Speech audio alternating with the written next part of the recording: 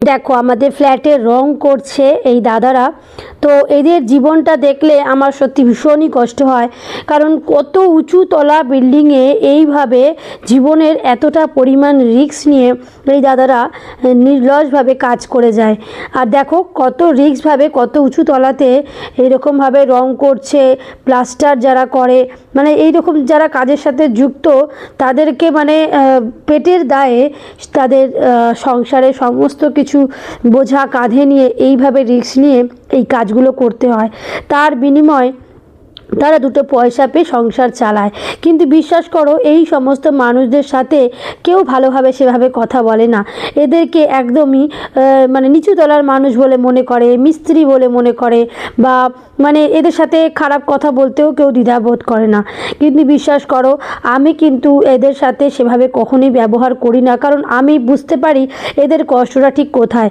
আজকে অনেক জায়গায় আমরা শুনতে পাই দুর্ঘটনায় ওপর থেকে কাজ করবার সময় পড়ে মারা গিয়েছে এবং তাদের সংসারটা একদম মানে জলে ভেসে যাওয়ার মতো অবস্থা। তো তখন একটা কথাই মাথায় আসে যে আমরা যারা চার দেওয়ালের মধ্যে লাইট ফ্যান চালিয়ে আমরা কোনো অফিসে বসে কাজ করি কিংবা ঘরে কাজ করি, তো আমাদের অল্প একটুতেই কিন্তু কত মাথা গরম হয়ে যায়, কত কি প্রবলেম আমাদের মানে মনে হয় নিজের লাইফটাকে নিয়ে। এবং অনেক অফিস কাছারিতেও থাকে যে একদম ভালো সুন্দর পরিবেশের মধ্যেও মানুষের ব্যবহারটা ভালো থাকে না, মাথা ঠিক রাখতে পারে না এই সামান্য কাজের প্রেশারগুলোতে। তাহলে ভাবো তো এই উঁচু তলায় মানে 20 তলা বিল্ডিং 30 তলা বিল্ডিংয়ের ওপরে ছাদে থেকে যে সমস্ত এই দাদারা ওপরে প্লাস্টার করছে, ছাদ ঢালাই করছে, রোদে গরমে জলে বৃষ্টিতে এরা কাজ করে, তো তাদের অবস্থাটা একবার ভাবতে পেরেছো? তাদের তো কোনো অপশান নেই, তারা সেভাবে পড়াশোনা করেনি, তারা এইসব কাজ করেই তাদের জীবিকাটাকে নির্বাহ করে। তো তখন মনে হয় না যে আমরা অনেক ভালো আছি, আমরা অনেক সুখে আছি। তো দেখো এখানে ব্যালকনি থেকে আমার মেয়ে দাঁড়িয়ে দেখছে, এখানে দাদারা আমাদের বিল্ডিংটার কালার দেখো হলুদ রঙের করেছে।